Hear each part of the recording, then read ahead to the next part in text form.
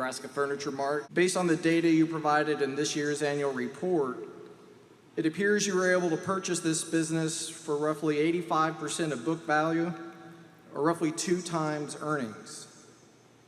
Can you comment on the factors or the environment in Omaha that enabled you to purchase this wonderful business for such a wonderful price?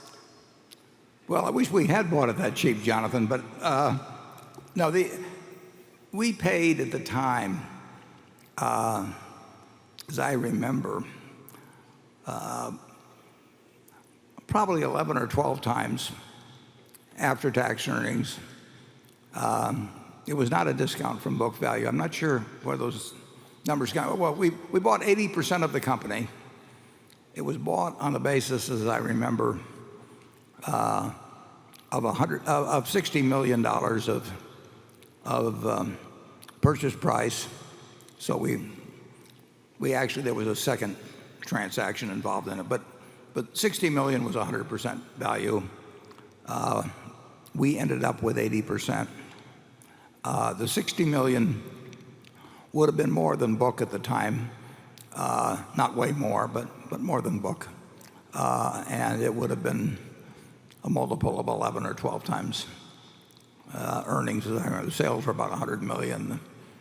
Pre-tax margins were in the 7% range, so it was about 7 million pre-tax, and 4.5 probably after tax. That's ballpark. So it was not a bargain purchase. It was a great business.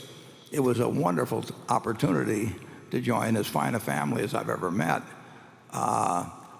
But it was, and incidentally, there was another company, I believe from Germany, that was trying to buy it at the time. And believe it or not, Erskine Bowles of Simpson Bowles was representing them, my friend Erskine. I didn't know this at the time. And then I went out on my birthday, August 30th, 1983, and had that contract, which is in the annual report. And I gave it to Mrs. B, and she didn't read, but Louis, her son, told her what was in it. And I never asked her for an audit. I just asked her if she owed any money. And I asked her if she owned the building. She said yes.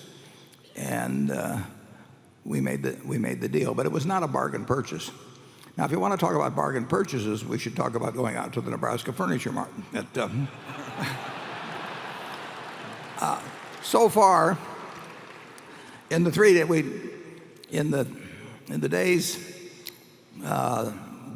of this annual meeting, our sales, which were a record 40 million for the week last year, are up about, I think they're up about 7% now. And last year, of course, was a record.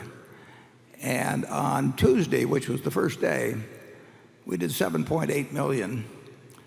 And Berkshire owns the largest home furnishing store in Sacramento, California. We own the largest one in Boise, Idaho. We own the largest one in Salt Lake City. We own the largest one in Las Vegas, largest one in Reno. Our sales at the Furniture Mart on Tuesday were larger than the monthly sales of any one of those stores I've just named, being the largest ones in places like Sacramento. So it is a remarkable organization.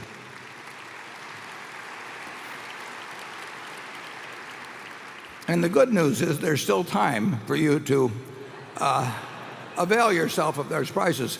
I would like to put in a plug for the Dallas store. Where I was down there a week ago, and it's a plot of land like you wouldn't believe. It's a store like you wouldn't believe. It is 1,800,000 square feet under one roof, over 40 acres.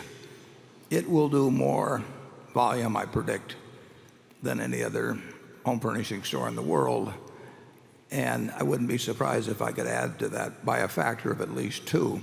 It's a remarkable store. And I toured around it, and we're putting in streets, we're site preparation, utilities, racking, all these things. This wonderful woman, Michelle, who showed me around, and the Blumkins later told me that she had started work for Nebraska Furniture Mart as a cashier, and she is in charge of this many hundreds of millions of dollar project. It's a good thing about America. And at the end of the tour, she'd had this number 2 person walking around with us, who she was explaining some things to us too. And I learned at the end of the tour that number 2 was Michelle's husband. The interesting pillow talk. How many cubic yards did you move today, honey?